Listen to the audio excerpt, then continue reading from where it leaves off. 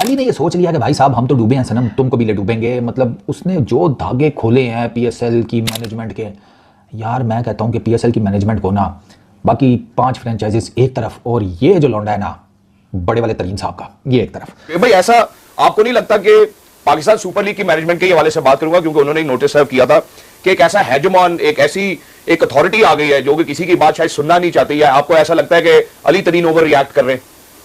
एक बंदा क्रिकेट के ऊपर अरबों रुपए लगा रहा है, 7 अरब रुपया वो लगा चुका है और उसको 2% का क्लर्क एक लीगल नोटिस भेज रहा है। मैं कहता हूं सही अली तरीन ने इस नोटिस को फाड़ के जवाब दिया है। सीखना हो ना कि कैसे बंदा अपनी क्रिकेट को, अपने क्रिकेट सिस्टम को जो है उसका मजाक उड़वाए दुनिया भर में, तो फिर आप पाकिस्तान क्रिकेट बोर्ड से लेसन्स लेना शुरू कर दें। इसलिए तरीन उन्होंने एक वीडियो बनाई, उसमें उन्होंने कहा कि भाई पीसीबी मुझे बुलाता एक कप चाय और 3 बिस्किट्स के साथ और मुझसे बैठ के बात करता कि जो मैंने पीएसएल के ऊपर क्वेश्चंस उठाए थे उस पर डिस्कशन करते। उसके बजाय मुझे भेज दिया गया एक नोटिस, वो उन्होंने बाकायदा फाड़ भी दिया और माफी भी नहीं मांगी। अब ये तनाजा इतना बढ़ गया है कि वो बाकायदा एक दूसरा मालिक तलाश करना शुरू कर दिया गया है। तरीन ये कह रहा है कि कंटेंट अच्छा है, आपका तगड़ा कंटेंट है, इस पॉडकास्ट का मजेदार है, पिछले 2 सीजन्स के पैसे फ्रेंचाइजीज के क्लियर कर दें। डिस्ट्रीब्यूशन जो है ना पिछले 2 सीज़न की, 2025 वाले की, 2024 वाले की, वो पीएसएल की मैनेजमेंट ने या पीएसएल की जो कमेटी है या पीसीबी जो भी आप कह लो, उसने क्लियर नहीं की है, अभी तक क्लियर नहीं की है। बात है जो भी, चाहे पीएसएल है चाहे दुनिया का कोई भी बिजनेस है, ठीक है, हर बिजनेस में बिजनेसमैन जब पैसा डालता है वो ये कहता है कि यार उसको हर साल कहीं ना कहीं फायदा होना चाहिए, थोड़ा हो ज्यादा हो जो भी हो उसको कहीं ना कहीं फायदा होना चाहिए। अगेन ये बातें बैक डोर्स या बिहाइंड डोर्स होनी चाहिए थी, रादर देन फ्रस्ट्रेशन जो है वो निकल के बाहर आ गई है मीडिया में। एंड ऑब्वियसली यार people are watching it and of course PSL का ब्रांड इससे खराब होगा। आई थिंक मोहसिन नकवी साहब इज अ समझदार गाय। I mean, get him across, and he is not that difficult man. You know, as I know him, he's not that difficult man. Or I'm sure that he will treat जो लड़का है तरीन उसको जो treat him like a younger son and a younger brother. तो बैठ के बात कर लें. But again, unnecessary criticism and too much of criticism is not good. Once you're up against the board and the guy who's sitting interior minister, that you have a very less chance of winning this whole thing. And that is my advice.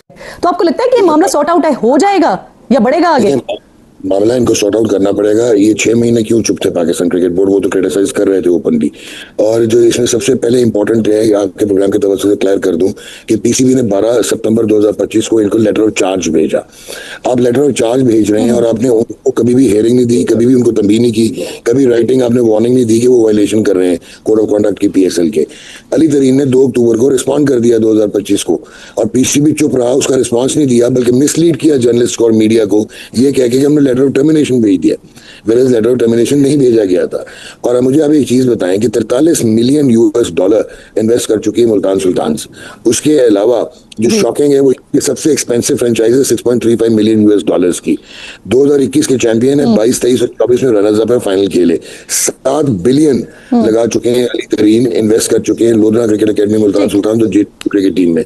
Do you really think अच्छा ये violation है? 2 चीजें में performance वैसे ही हमारी अच्छी नहीं है और फिर उसके बाद बोर्ड के इस तरह के मामला सामने आते हैं तो फिर ज्यादा तकलीफ हो रही होती है। अरसे में देखा है कि फ्रेंचाइजों के थोड़े से बहुत ज्यादा जो है इन्वॉल्वमेंट हो गई है और क्रिकेट बोर्ड शायद उससे नीचे चला गया। और जिनकी आप बात कर रहे हैं उन्होंने काफ़ी ऐसे स्टेटमेंट दिए जो मेरा ख्याल है कि नहीं देने चाहिए थे। वो तो ऐसा लग रहा था कि मेरा चेयरमैन हैं जो है क्रिकेट बोर्ड के, डिफेक्टो चेयरमैन काफ़ी ऐसी चीज़ें थी। और किस बेस पे कर रहे थे, आते ही उससे पहले जो लोग थे मेरा ख्याल है इस तरह की कोई गुफ्तगू करते नहीं थे, या तो उनको इतनी अहमियत नहीं दी जा रही थी जो कि लाहौर कलंदर के जैसे लोगों के साथ, या फिर कोयटा ग्लेडिएटर, या फिर और जितने हैं उनके लोगों को अहमियत ज़्यादा मिल रही थी। तो अहमियत की जरूरत नहीं है, अच्छाई करनी है तो ये स्टेटमेंट तो ख़राब करते हैं चीज़ों को यार।